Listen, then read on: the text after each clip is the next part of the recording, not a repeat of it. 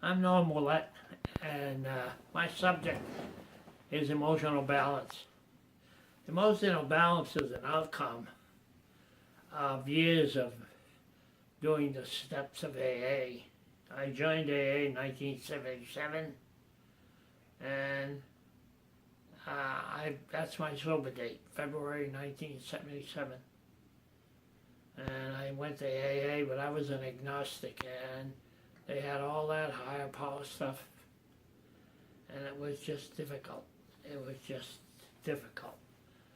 So I went around looking for other places, but in 1977, AA was the only game in town. So I stayed around because I was interested in knowing and learning about this problem I had. So I went to a lot of meetings, 4 a day, a lot of times, always at least once, usually 3, 2, 3, 4. And the first 10 or 12 years, I really didn't learn anything. I learned about AA, I learned about the steps. I knew there was an order to the steps and that it suited my temperament, it suited my intellect. I knew that I was in the right place. I was very encouraged for the first time in my life.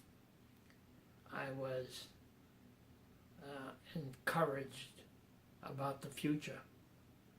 AA was good for me. So I stuck around, and I was very quiet because I used to irritate people with my lack of convictions. Finally, in I don't know, 1985 or 6 or something like that, I found the Enneagram. And suddenly I had intellectual information about the steps. I studied it with a professional. I went there. I went a 7-day, 12-hour-a-day class in Pennsylvania, and changed my life. I've been pursuing it ever since. AA gave me a path to follow, a strict path. It was a way of growing that was organized and proven, and I like that.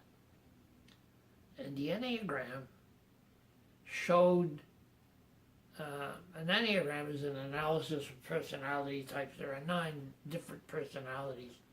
They're all different, but they're all human. They all react the same, except that they react to different forces. You know, some are aggressive, some are mild, and it ordered the path, gave me some pictures of what I was like along that path, and why I was successful in some things and couldn't get other things. But when I came back, I manufactured a chart that combined the Enneagram and the steps, and that was back in 90, I think, 1990, something like that. I still have that chart, and it's still valid. And that's what emotional balance is about adding some information to the steps and giving them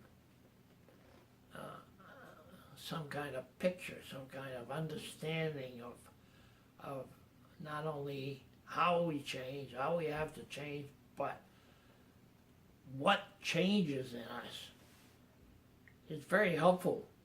It shows you how you were when you were at your worst and how you're going to be when you grow up. And that's the whole story about recovering from along the steps. What I found was that Bill Wilson said that we are immature. They found out, they asked psychiatrist what the trouble was with addicts, and the answer was always the same. It was, we are immature. So I had that to work on. But over the years, I found that there were other problems that we had that were common among us. One of them was that we had a tendency to isolate. When I asked that question at meetings, how many of you isolated? 100% of the hands go up every time. And then later on, I found that when I investigated that, this self-inflicted isolation I found that it was self-inflicted. Nobody can make us isolate. We decided to isolate because we felt out of step with the rest of the world. We knew we were not welcome, that we were not in tune with the rest of us. And it gave us a sense of shame that was impossible to abide by, impossible to live with. Shame is a terrible thing. We thought something is, I didn't do anything wrong, I am something wrong. Anyway, that's what I battled with. I found that that's what I had to overcome. And so I followed the steps, and the steps 1 through 5 gave me insight into what I had become. And then 6 through 9 showed me how to improve that. And so the smaller, the low-numbered steps gave me a description of what I had to change, and then 6, 7, 8, 9 showed me the ways in which they gave me hints into how I should progress to get some maturity. It really is a natural process anyway, except that with an order like the steps, the orderliness of the step is very helpful in gaining some ground.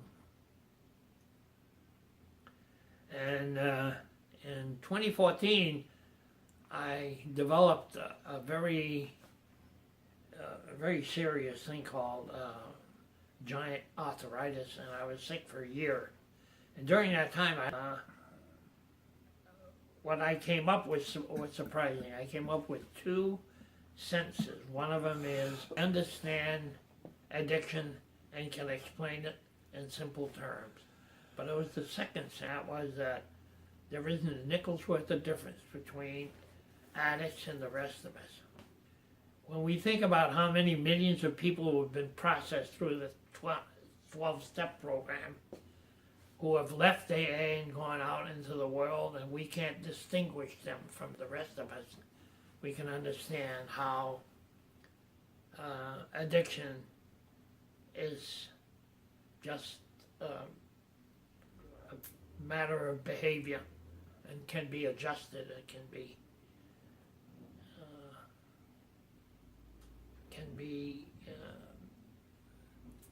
made more normal.